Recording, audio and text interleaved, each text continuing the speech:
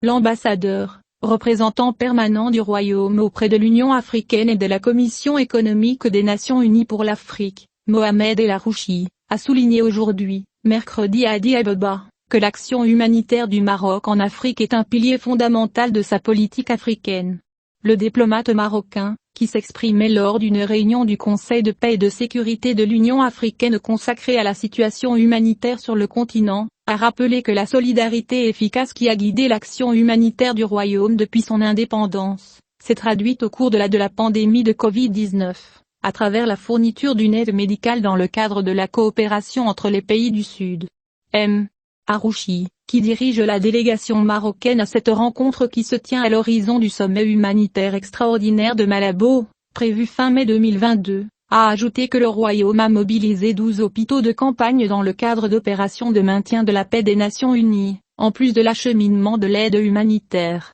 La délégation marocaine a rappelé l'implication du Royaume, dans le cadre du dialogue humanitaire entre le Maroc et la région du Sahel, dans le but d'apporter une assistance aux pays du Sahel dans le cadre du développement durable, ainsi que d'assurer un suivi avec le CNSAD et l'Union du Maghreb arabe afin d'approfondir les possibilités de financement et d'appui aux instances africaines et régionales. Face aux défis convergents actuels, notamment ceux liés à la sécurité alimentaire, à l'interaction entre changement climatique et développement, ainsi qu'à l'accès humanitaire dans le cadre de la menace terroriste, la délégation marocaine a souligné la nécessité de travailler dans le cadre de la coopération africaine et adopter une approche pratique visant à renforcer la résilience des réfugiés. En ce qui concerne la protection des réfugiés, la délégation marocaine a souligné l'importance vitale de soutenir les processus d'enregistrement et de documentation en tant qu'outil clé pour la protection des réfugiés et l'intégrité de leur système de protection et en tant qu'indicateur clé dans l'évaluation de l'assistance humanitaire qui leur est apportée.